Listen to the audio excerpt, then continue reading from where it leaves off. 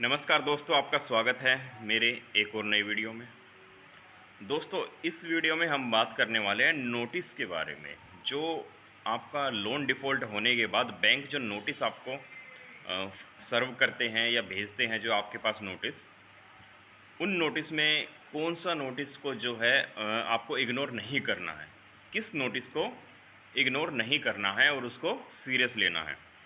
बैंकों द्वारा भेजे गए नोटिस को, एक तो जो कोर्ट से जो सम्मन आता है वो तो देखो है ही इम्पोर्टेंट, वो तो आपको जो है सीरियस लेना है। कोर्ट से अगर सम्मन आता है वहाँ तो आपको पेश होना पड़ेगा, वहाँ आपको जाना पड़ेगा, नहीं जाओगे तो फिर दिक्कत हो जाएगी। हालांकि 1% केस में जो है कोर्ट से सम्मन आता है, आता नहीं है, इतनी जल्दी नहीं आता, छोटे मोटे लोन में नहीं आता। छोटे मोटे लोन वालों को डरने की जरूरत नहीं है, उनको ये डरने की जरूरत नहीं है कि कोर्ट से सम्मन आएगा या कोर्ट में कुछ दिक्कत होगी। उनको डर 2-4 लाख वालों को तो डरने की ज़रूरत है ही नहीं, वो छोड़ दो। लेकिन जो कोर्ट से सम्मन आता है उसको इग्नोर नहीं करना। 1% के लिए मैं बोल रहा हूँ, अगर 1% किसी के पास आ भी जाता है तो नोटिस कौन कौन से होते हैं जो बैंक के द्वारा भेजे जाते हैं या बैंक के वकीलों द्वारा भेजे जाते हैं। देखो, बैंक जो है खुद नहीं भेजता है, बैंक जो है वकीलों को हायर करता है, उनके वकीलों की कंपनियां होती हैं, उन कंपनियों के थ्रू जो है आपको नोटिस भेजा जाता है, आपको नोटिस सर्व किया जाता है। वो नोटिस आपको बाय पोस्ट भी भेजा जा सकता है, आपके पास बाय मेल, बाय व्हाट्सअप भी आ सकता है, किसी भी मोड से आ सकता है। ज़्यादातर जो है ना वो बाय पोस्ट भी भेजा जाता है।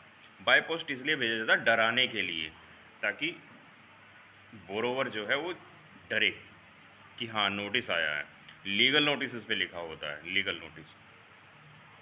तो दोस्तों, अगर आपने अपने क्रेडिट कार्ड का बिल डिफ़ॉल्ट कर दिया है, नहीं दे पा रहे हो, या लोन की ईएमआई नहीं दे पा रहे हो, सिक्योर्ड लोन की, तो इस केस में क्या होगा कि वो आपके पास नोटिस भेजेंगे। एक ईएमआई बाउंस हो गई मान लिया आपका, दूसरी एक ईएमआई पे कुछ नहीं कहेंगे, एक ईएमआई पे हफ्ते 10 दिन बाद आपके पास कॉल आने शुरू हो जाएंगे। कॉल आएंगे आपके पास कि सर कब तक करोगे, या कब तक आप पेमेंट कर सकते हो, एक टाइम बता दो, कब तक करो सर, जल्दी करो, ये करो वो करो, पेनल्टी लग रही है, ये लगी। पेनल्टी तो वो लगाएंगे ही लगाएंगे, ठीक है। तो फिर आपके ऊपर जो है ना वो प्रेशर वो डालना शुरू कर देते हैं पेमेंट के लिए। फिर दूसरी ईएमआई जब बाउंस होती है, मोस्टली केसों में देखा गया है, दूसरी ईएमआई बाउंस होने के बाद जो है वो आपके पास नोटिस आ जाता है।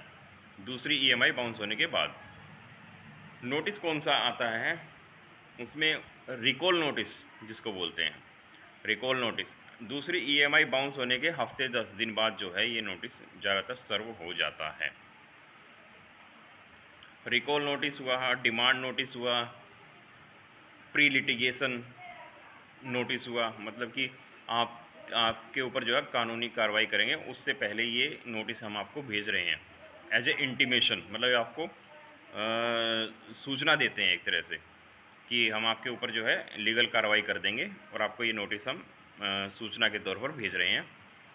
फिर अगर ईसीएस आपने लगवा रखा है तो ईसीएस का एक लीगल नोटिस आएगा कि अगर आप पेमेंट नहीं दोगे तो हम जो है आपके ऊपर जो है सेक्शन 38 का जो है, सेक्शन 125 सेक्शन 38 का जो है केस कर देंगे आपके ऊपर। तो इस तरह के जो है नोटिस बार बार वो आते रहते हैं। और फिर इन नोटिस में ज़्यादातर क्या होता है, किसी भी इन नोटिसों को सीरियस लेने की कोई ज़्यादा ज़रूरत नहीं होती है। डिमांड नोटिस, अगर आपके पास पैसा नहीं है तो उनकी डिमांड कहाँ से पूरी करोगे आप, कहाँ से उनका पैसा दोगे पूरा। रिकॉल नोटिस भी सेम ही चीज़ है, वो उसमें भी पैसे ही मांगते हैं आपसे कि भाई हमारा जितना जो पैसा है, इतना पैसा बनता है, ये आप सारा वापस दे दो, अगर आप ईएमआई नहीं दे पा रहे तो हमारा फुल पेमेंट कर दो आप, ठीक है। तो ये होता है डिमांड नोटिस। लीगल नोटिस में क्या होता है, वही आपको डराया जाता है, उसी में भी आपको यही बोलते हैं कि भाई पेमेंट कर दो, नहीं तो आपके ऊपर जो है ना एक्शन लिया जाएगा, आपके ऊपर लीगल एक्शन लिया जाएगा।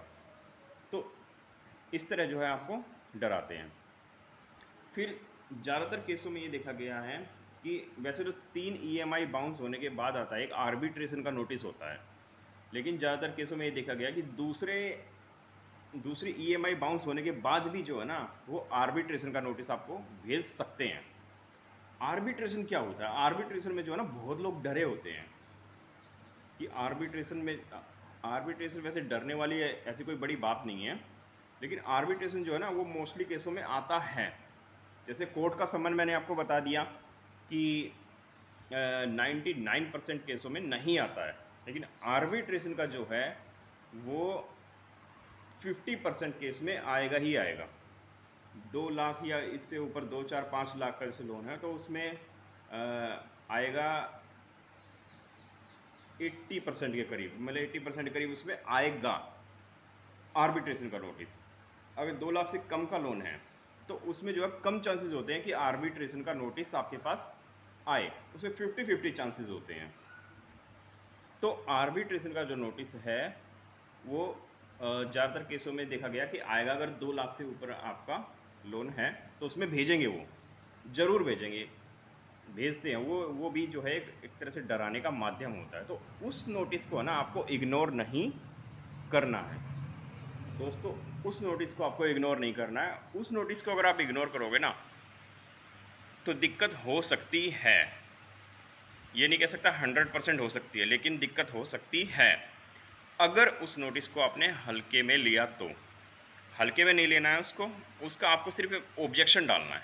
ऑब्जेक्शन कैसे डालोगे वो मैं आपको बता देता हूँ। आपके पास आर्बिट्रेशन में जो लिखा आएगा वो ये लिखा आएगा कि हम जो है आर्बिट्रेशन एक्ट के आर्बिट्रेशन एंड कॉन्सोलेशन एक्ट के थ्रू जो है हम आपके ऊपर मतलब एक मध्यस्थ नियुक्त कर रहे हैं जो आपके और मेरे बीच में ये सोल आर्बिट्रेटर होगा, और इसके थ्रू जो है हम अपना मैटर सुलझाएंगे। और हम जो आपको ये नाम दे रहे हैं, ये आर्बिट्रेटर हैं, आप किसी एक को अपॉइंट कर लो। ज़्यादातर जो अच्छी कंपनियां होती हैं, जो बढ़िया रजिस्टर्ड कंपनियां होती हैं, जैसे टाटा कैपिटल हुआ, मतलब बढ़िया जो कंपनी होगी, बढ़िया जो NBFC हो या बढ़िया जो बैंक हुए, SBI हुआ, HDFC हुआ, एक्सिस बैंक हुआ, ये क्या है कि ये 4-5 नाम देते हैं। 4-5 नाम देंगे कि भाई आप इन आर्बिट्रेटर में से किसी एक को सेलेक्ट कर लो, उसी को हम जो है आर्बिट्रेटर अपॉइंट कर लेंगे, और आपके और हमारे बीच में जो भी है वो इनसे ये सॉल्व आउट करेंगे उसमें। तो आर्बिट्रेटर को क्या है कि पावर होती है, आर्बिट्रेटर को पावर दी गई है। पावर ये दी गई है कि वो ना एक अवार्ड पास करा सकते हैं। अवार्ड का मतलब एक आदेश पारित कर सकते हैं वो। उस आदेश में वो क्या कर सकते हैं कि आपकी जो चल संपत्ति है, चल संपत्ति का मतलब होता है कि जिनको उठाया जा सकता है। उठाने का मतलब क्या है कि वो जिनको ले जा सकते हैं, जैसे कि फ्रिज हुआ, कूलर हुआ, वॉशिंग मशीन हुआ, टीवी हुआ, बेड हुआ, एनी फर्नीचर आइटम, और हो सकता है आपकी बाइक, स्कूटर वगैरह, इन चीज़ को वो अटैच करा सकता है आर्बिट्रेटर। क्या अटैच करा सकता है वो, जो है अटैच कराने के ऑर्डर दे सकता है कि ये सामान अटैच करके या इन सामान से जो है बैंक जो है अपने लोन की भरपाई करेगा। इस तरह का अवार्ड जो है वो पास करा सकता है। तो इसमें आपको क्या करना है, वो अवार्ड पास कराने के बाद जो है, मान लिया अवार्ड पास हो गया, उसके बाद में 3 महीने का टाइम होता है बोरोवर के पास, यानी आपके पास जो है उसके बाद 3 महीने का टाइम होगा। 3 महीने तक जो है अगर आपने कोई अपील नहीं करी है या उस अवार्ड को चैलेंज नहीं करा है तो बैंक क्या करता है, उस अवार्ड को जो है एग्जीक्यूट कराने के लिए आपकी जो डिस्ट्रिक्ट कोर्ट होती है, आपकी वहाँ जो कोर्ट होती है, उस कोर्ट में एग्जीक्यूशन के लिए फाइल करेगा बैंक। और वहाँ से अगर कोर्ट ने आदेश दे दिया एग्जीक्यूशन का, मोस्टली केसों में दे ही देते हैं, अगर आर्बिट्रेटर ने अवार्ड पास कर दिया है तो कोर्ट जो है उसके एग्जीक्यूशन का ऑर्डर दे देते हैं मोस्टली केस में। तो वहाँ से क्या है, अगर वो एग्जीक्यूशन वहाँ से हो गया तो कोर्ट ने एग्जीक्यूशन का ऑर्डर दे दिया तो बैंक जो है आपके घर आ सकता है उस सामान को उठाने के लिए, जो जो अटैच किया गया है, जो जो चल संपत्ति है।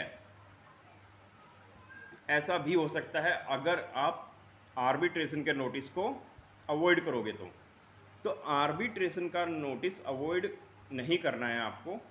उससे बचने का एक सिंपल तरीका है, क्योंकि आर्बिट्रेटर का मतलब होता है मध्यस्थ। इसमें बोरोवर को जो है ना राइट दिए गए हैं, वो राइट्स आपको जानने हैं कि वो राइट्स क्या है। उसमें क्या राइट्स दिए गए हैं कि वो राइट्स उसमें क्या है आपके, कि आप जो है उस पर ऑब्जेक्शन लगा सकते हो। ऑब्जेक्शन का मतलब ये होता है कि आर्बिट्रेटर मतलब मध्यस्थ, मतलब कि आपके और मेरे बीच में जो सुलह कराएगा, यानी कि उसमें मेरी भी सहमति होनी चाहिए। आपने आर्बिट्रेटर तो अपॉइंट कर दिया, लेकिन उसमें मेरी सहमति नहीं है। मेरा उस पर ऑब्जेक्शन है, मैं नहीं मानता इस आर्बिट्रेटर को, ठीक है। या आप जो आर्बिट्रेशन का जो प्रोसीडिंग कर रहे हैं वो मेरे आउट ऑफ स्टेट कर रहे हैं, वहाँ मैं नहीं जा पाऊँगा। आपको ऑब्जेक्शन कैसे लगाना है, मैं ऑब्जेक्शन बता देता हूँ आपको।